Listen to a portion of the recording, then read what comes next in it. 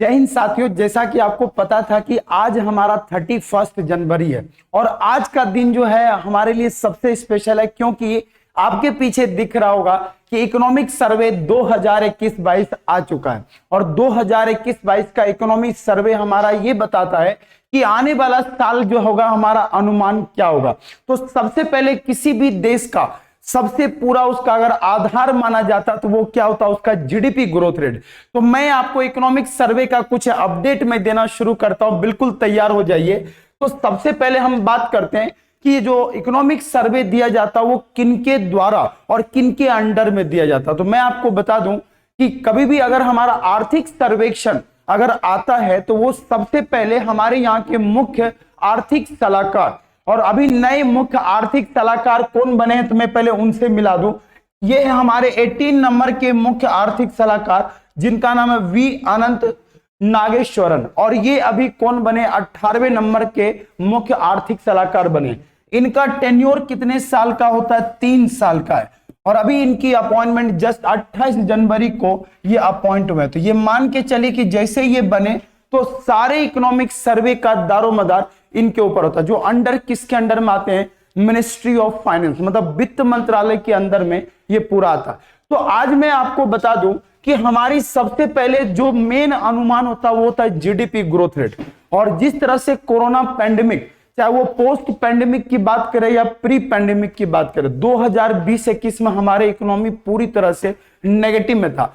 और अभी अगर मैं बात करूं 2020 और 22 और 23 के लिए अनुमान आया कि 8% से लेके 8.5%, और आपको पता कि सबसे फास्टेस्ट ग्रोइंग इकोनॉमी में इंडिया को मोस्ट लीडिंग देश माना जाता है।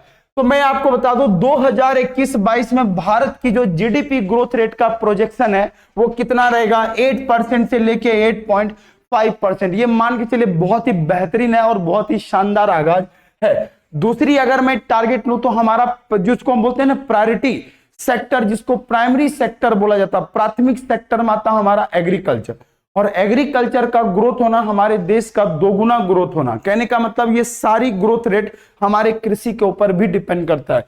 तो कृषि का ग्रोथ रेट जो अभी अनुमानित किया गया 3.9%, कब का, 2021 और 22 के लिए, और 2020-21 में कितने थे, 3.6%। तो उसके बाद हमारा आता है इंडस्ट्रियल ग्रोथ रेट, और इंडस्ट्रियल जब हम ग्रोथ रेट की बात करते हैं तो आर्थिक सर्वेक्षण के अनुसार सबसे बड़ा अगर योगदान देखा जाए तो हमारे अर्थव्यवस्था में सबसे बड़ा योगदान अगर किसी का होता है तो वो होता है सर्विस सेक्टर।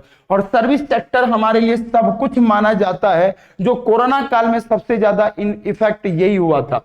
और इसकी जो ग्रोथ रेट इस बार की रखी गई है 8.4%। और उसके बाद हम बात करते हैं किसका, इंडस्ट्रियल ग्रोथ रेट का।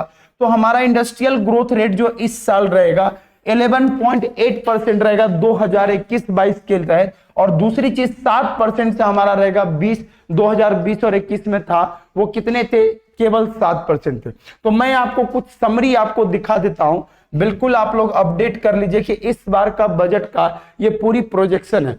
9.2% से इन्होंने 2021-22 का रियल जीडीपी ग्रोथ रेट का अनुमान किया था। एग्रीकल्चर सेक्टर का एक समरी मैंने दे दिया 3.9%, इंडस्ट्रियल सेक्टर का 11.8%, सर्विस सेक्टर का ग्रोथ रेट 8.2%, और सीधी सी बात है मैक्रो इकोनॉमी इंडिकेटर की जो हम बात करते हैं ये बहुत बड़ा चैलेंज होगा जिसको हमें जंग जीतना है। ठीक है, तो इसी तरह प्यार देते रहिए।